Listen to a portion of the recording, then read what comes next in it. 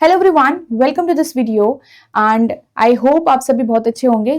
आज के इस वीडियो में हम सेबी ग्रेड ए का रीजनिंग का प्रीवियस ईयर पेपर जो है सॉल्व करने जा रहे हैं 2024 का। ठीक है, तो reasoning section we will discuss in this particular video. So we will start with our first question.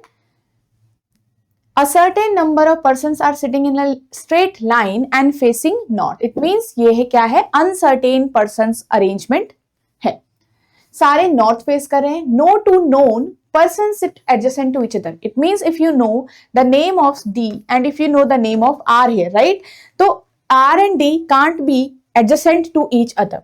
ठीक है, तो ये इंफॉर्मेशन यहाँ पे आपको ऑलरेडी मिली हुई है।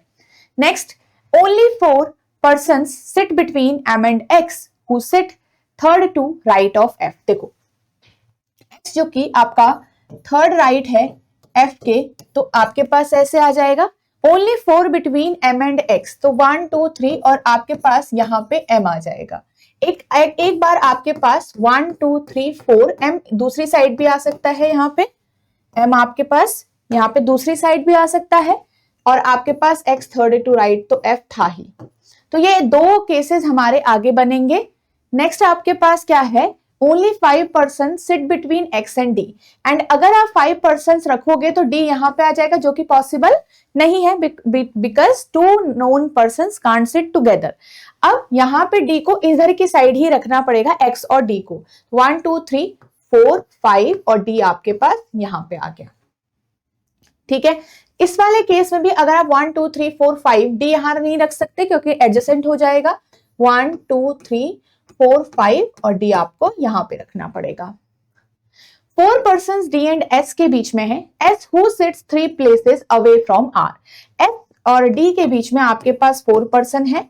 S who sits 3 positions away from R, and साथ ही आपके पास है R sits at one of the extreme end. Now we will use these information and R का fix करेंगे यहाँ पे। ठीक है, अब देखो R और D और S के बीच में आपके पास यहाँ पे S नहीं आ सकता क्योंकि एडजेसेंट हो जाएगा अगेन, तो आपके पास ये वाला हो गया। S दूसरी साइड आएगा, 1 2 3 4 S आपका यहाँ पे आ गया। S के इधर के साइड R नहीं आ सकता बिकॉज R एक एक्सट्रीम एंड पोजीशन पे है, तो 1 2 3 यहाँ पे R इधर आ जाएगा। क्लियर, ये आपका एक बन गया है। नेक्स्ट आपके पास D और S के बीच में अगर 4 पर्सन आप अगेन यहाँ नहीं रख सकते, 1 2 3 4 पर्सन आपने यहाँ रखने हैं, 1 2 R आपने यहाँ रखना है। ओके, चल नेक्स्ट आपके पास है the number of person sitting between m and f is equal to is same as, तो m एंड f के बीच में जितने पर्सन हैं, m और f के बीच में जितने पर्सन हैं उतने ही पर्सन आपके R और D के बीच में हैं, उतने ही पर्सन आपके R और D के बीच में यहाँ पे हैं।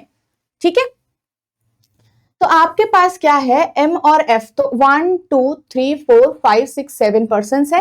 1 2 3 4 5 6 7 पर्सन है, तो ये वाला जो इंफॉर्मेशन है, कंडीशन है, वो यहाँ सेटिस्फाई हो रहा है। ऊपर देखो एक पर्सन M और F के बीच में, जबकि R और D के बीच में एक तो नहीं दिख रहा है, so this case is cancelled out. Only one case is left and C sits fifth to right of F. तो 3 4 5, तो C आपके पास यहाँ पे हो जाएगा 1 2 3 4 5। हाँ ठीक है, तो this is our final arrangement. Number of persons count कर लो, कितने नंबर ऑफ पर्सन्स हमारे यहाँ पे बन रहे हैं, तो आपके पास 4 8 12 16 और 20, तो टोटल 20 पर्सन आपका यहाँ पे आ रहा है। क्वेश्चंस की तरफ, how many persons are sitting in the row, how many persons are sitting in the row, अभी अभी हमने निकाला 20 persons are sitting. Who among the following person sits third to the right of C, third to right of C आपके पास इस arrangement के अंदर, as you can see, C के इधर आपका m है। नेक्स्ट देखो, what is the position of s with respect to f, 1 2 3 4 5 6 7 8, 8 to the left आपके पास आंसर आएगा। C और D के बीच में कितने पर्सन है, C और D के बीच में 3 और 7 पर्सन्स आपके 3 और D के बीच में है। ओके, C और D के बीच में। चलो next question, if 2 is added, आपके पास ये नंबर गिवन हो रखा है, इसको लिख देते हैं 2 5 6 7 4 9 7 6 8।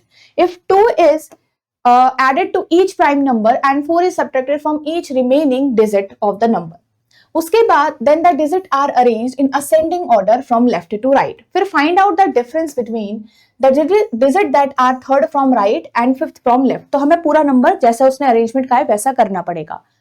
तो पहले आपको यहाँ पे ऐड करना है 2 प्राइम पे, तो 4 ये भी प्राइम है, तो 7 ये भी प्राइम है, 9 ये भी प्राइम है, 9 बाकियों में 4 माइनस करना है। 6 माइनस 4 2 हो जाएगा, 0 हो जाएगा, 5 हो जाएगा, 2 अगेन एंड 4।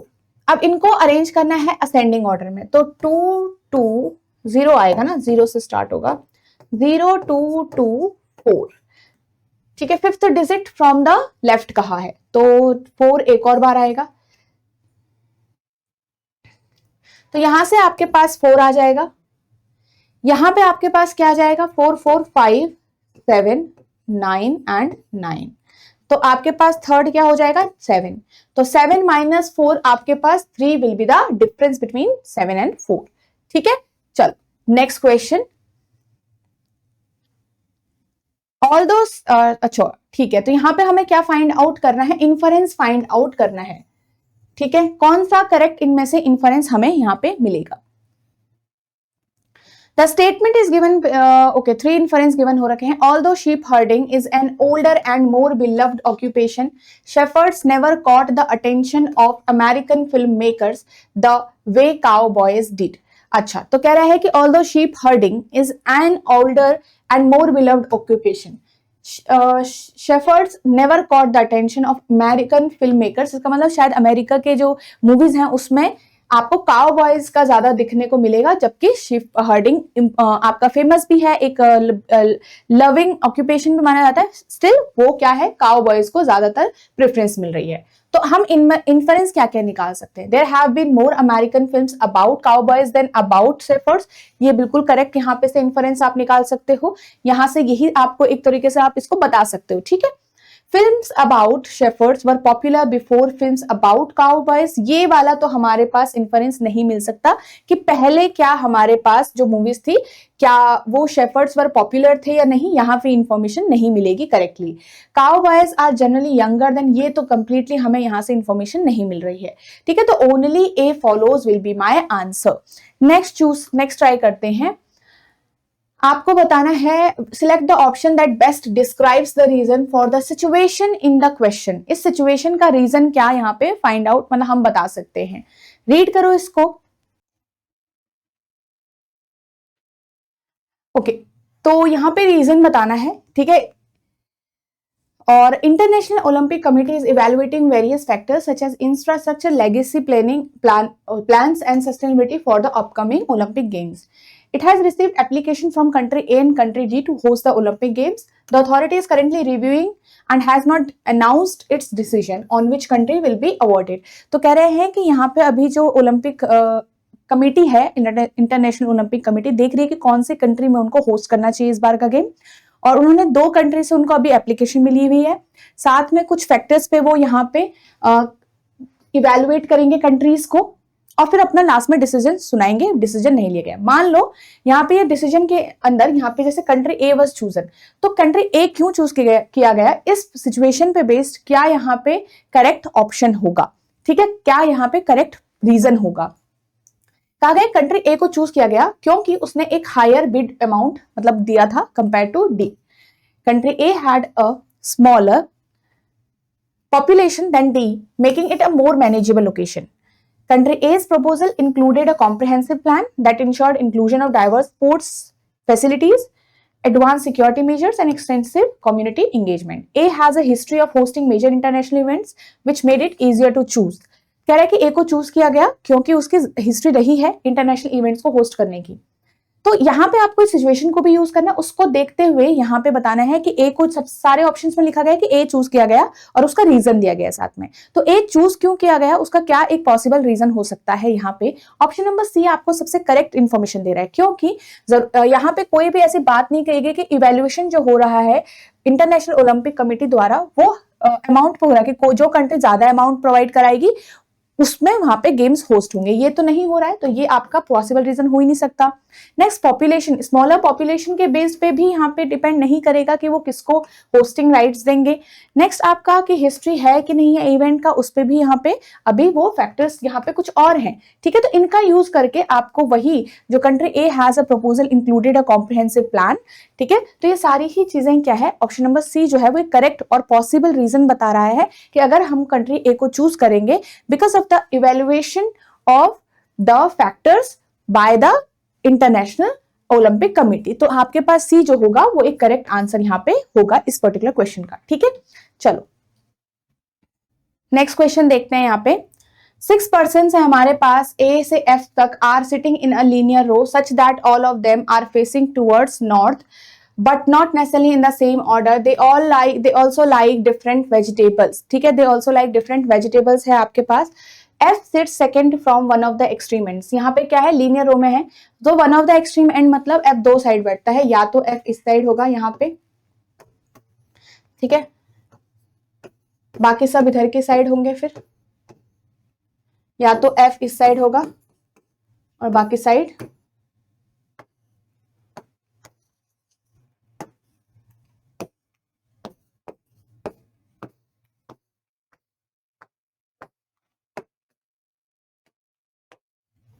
चलो 6 पर्सन के अरेंजमेंट सारे नॉर्थ फेस कर रहे हैं। नेक्स्ट उसने कहा F second to one from the extreme end, only one person between F and D। F और D के बीच में सिर्फ एक पर्सन है, F और D के बीच में। F does not like pumpkin and potato, तो पंपकिन एंड पोटैटो F नहीं लाइक करता है, ठीक है। Next, D doesn't like potato and C doesn't like pumpkin. तो यहाँ पे हमने ये इन्फॉर्मेशन ऐसे लिख दी। नेक्स्ट है कि as many person sit to the right of D as to the left of C. तो sits to the right of D left of C, right of D left of C, तो हमने सी को भी रख दिया यहाँ पे इंफॉर्मेशन में। The one who likes bottle gourd sits fourth to left of the one who likes spinach who sits at an extreme end. देखो अगर स्पिनच के फोर्थ टू लेफ्ट पे है कोई, अगर स्पिनच के 1 2 3 फोर्थ टू लेफ्ट की साइड को आपका बॉटल गार्ड है, तो बॉटल गार्ड है, तो यहाँ पे आपके पास स्पिनिच इस साइड को ही होगा, राइट साइड को ही होगा, लेफ्ट साइड तो हो नहीं सकता एक्सट्रीम पे। तो स्पिनिच यहाँ पे हो जाएगा, इस वाले केस में स्पिनिच यहाँ पे हो जाएगा, 1 2 3 4 यहाँ पे बॉटल गार्ड हो जाएगा, ठीक है। सेम ऐसे यहीं पे बॉटल गार्ड हो जाएगा। उसने नेक्स्ट कहा बी और सी को दोनों को ही स्पिनिच नहीं पसंद है, बी और सी दोनों को ही स्पिनिच नहीं पसंद है, ठीक है। और आपके पास क्या लिखा हुआ है, बी और सी को दोनों पे ही नहीं आया है। B sits to the right of A, B जो है वो राइट ऑफ ए है। देखो अब राइट ऑफ ए का मतलब अगर मैंने ए को यहां रखा तो बी यहां जाएगा, जो कि गलत हो जाएगा। ए को यहां पे तो बी नहीं आ सकता, बी को मुझे राइट साइड इधर ही की रखना पड़ेगा और ए को यहां पे रखना पड़ेगा। Similarly A can't be here, क्योंकि फिर बी यहां जाएगा, जो कि अगेन पॉसिबल नहीं है, तो बी ए को यहां आना पड़ेगा और बी को यहां पे आना पड़ेगा। अब एक अकेला पर्सन इन दोनों ही इंफॉर्मेशन में हमारे पास बच गया है, दैट इज ई। ई आपका यहां आ जाएगा, ई आपका यहां जाएगा, ठीक है। इतना अभी तक हम फिल कर चुके हैं। आगे देखो क्या कहा गया है कि A who does not sit adjacent to D, A जो है वो एडजेसेंट नहीं है डी के, तो ये भी इंफॉर्मेशन सही है। ए लाइक्स ब्रिंजल, ए को ब्रिंजल पसंद है, ठीक है। यहाँ पे the one who likes pumpkin does not seat near potato, जो पोटैटो और पंपकिन है वो एक दूसरे के साथ नहीं है, तो पंपकिन और पोटैटो यहाँ तो आएगा ही आएगा, पंपकिन पोटैटो यहाँ पे आएगा ही आएगा, ठीक है। अब देखो पंपकिन और पोटैटो एक ना एक यहाँ पे और यहाँ पे तो आएगा ही, और एफ जो है वो ना ही पंपकिन लाइक करता है ना ही पोटैटो लाइक करता है, तो ये केस आपका यहाँ पे कैंसिल आउट हो जाएगा। बिकॉज अगर पंपकिन यहाँ आएगा तो पोटैटो यहाँ जाएगा, पोटैटो यहाँ आएगा तो पंपकिन यहाँ जाएगा, दोनों ही एफ के लिए गलत है। नेक्स्ट यहाँ पे देखो सी के लिए उसने आपको पंपकिन मना किया है, तो सी पे आपको पोटैटो लिखना है, ठीक है, और यहाँ पे आपको पंपकिन लिखना है। नेक्स्ट उसमें है कि यहाँ पे एक बचा है कि one of them likes capsicum, तो कैप्सिकम आप यहाँ पे बना सकते हो। तो ये हमारे पास सारी इंफॉर्मेशन आ गई। क्वेश्चन देखो, who sits to the left of the one who likes pumpkin. Immediate left of pumpkin आपके पास यहाँ पे कैप्सिकम वाला पर्सन है। Third to right of C 1 2 3 E है।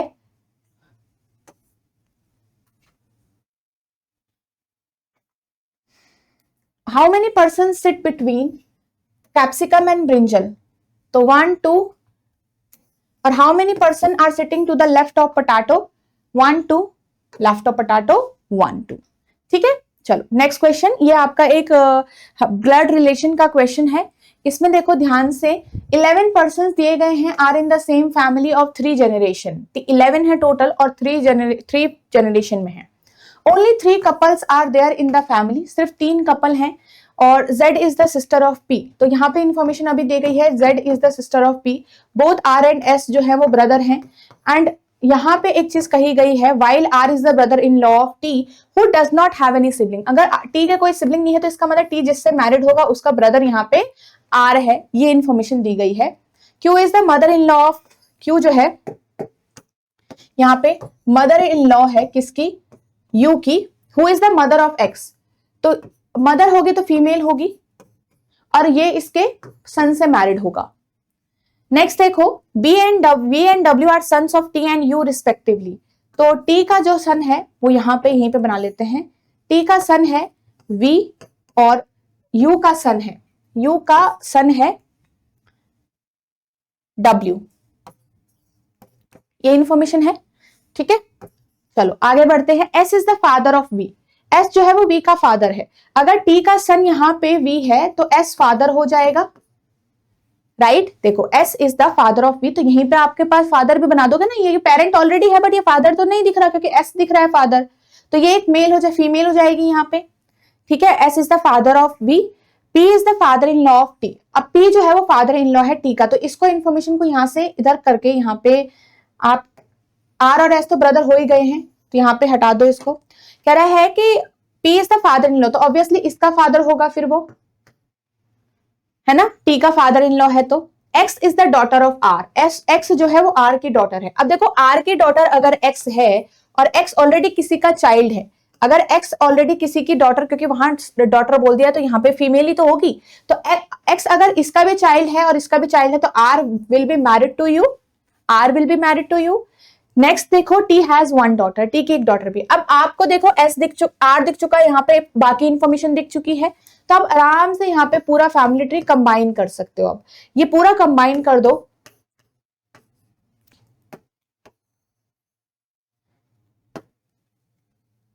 T का ग्रैंडफादर था यहाँ पे।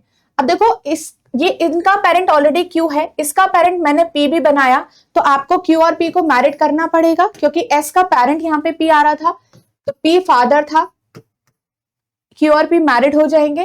T का एक सन हो गया यहाँ पे V और एक डॉटर भी है, तो डॉटर हम बाद में देख लेंगे, ठीक है। Z और P का इंफॉर्मेशन भी है, Z सिस्टर है P की। तो इंफॉर्मेशन के अंदर 1 2 3 4 5 6 7 8 9 10 आ चुके हैं। 11th मेंबर एक रह गया है Y, तो Y आपका यहाँ जाएगा क्योंकि यहाँ पे T की एक डॉटर भी है, तो डॉटर की जगह खाली है क्योंकि ये तो सन हो चुका है ना ऑलरेडी। आपके पास सारे मेंबर्स आ चुके हैं, 3 मैरिड कपल आ चुके हैं, 3 जनरेशन यहाँ पे आ गई। क्वेश्चन है, how Y related to X, Y और X का रिलेशन है कजन का। How Q related to X, Q जो है वो X का क्या लग रहा है, grandmother. How many females are there, तो कितनी फीमेल है, 1 2 3 4 5 और 6 फीमेल हैं, 6 एग्जैक्ट फीमेल यहाँ पे आपकी हैं। नेक्स्ट क्वेश्चन की तरफ हम चलते हैं आगे। How many such members of letter, pairs of letter are there in the word imposing.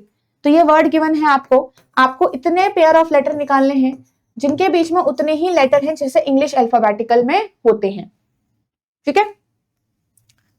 तो आपके पास है JKLMNOP नहीं आ रहा, NOPQRS नहीं आएगा, तो M और A को पेयर एक हो गया ये वाला।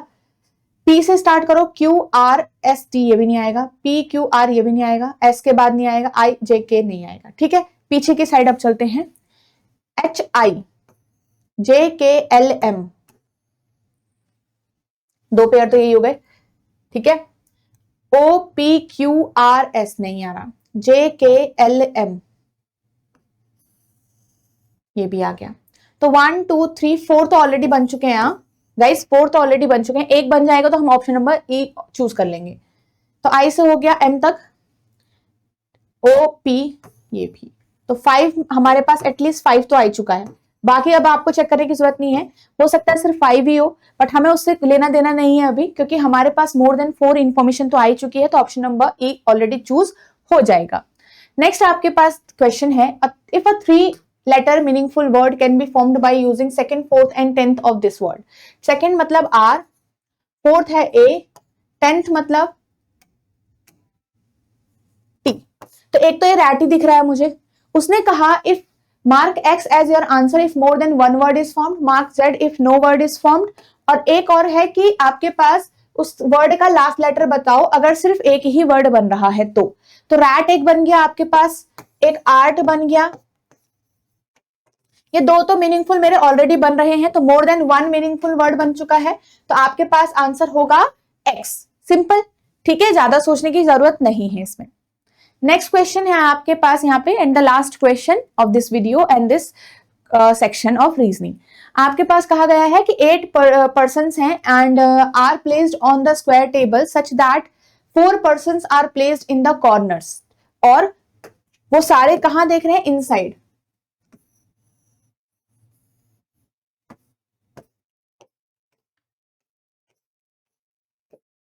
कॉर्नर वाले इनसाइड फेस कर रहे हैं और ये वाले बाहर की साइड फेस कर रहे हैं, ठीक है, middle of the sides facing outside. उसने कहा each of them like musical instruments, all the information not necessarily in the same order. P is placed third to the left of Q who likes cello, P does not like guitar, 2 persons between Q and R। देखो Q अभी आपके पास यहाँ पे corner पे बैठ सकता है, मिडिल पे बैठ सकता है, आप 2 केस बना के यहाँ से स्टार्ट कर सकते हैं। हम ऐसे कर रहे हैं, मैं एक ही डायग्राम बना रही हूं तब तक, अगर इससे नहीं हुआ तो मैं दूसरा बना दूंगी, या आप ऐसा भी कर सकते हैं, साथ के साथ 2 केस बना लो, ठीक है। तो साथ के साथ ही बना लेते हैं, चलो।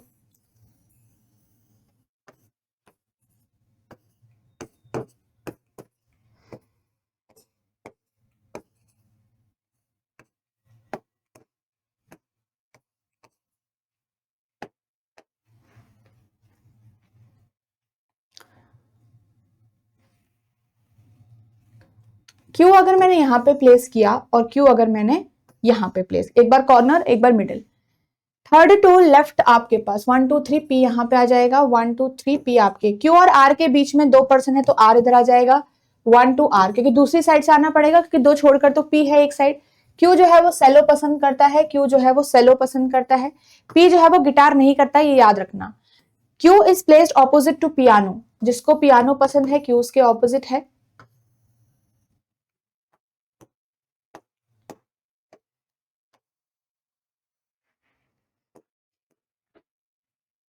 पियानो।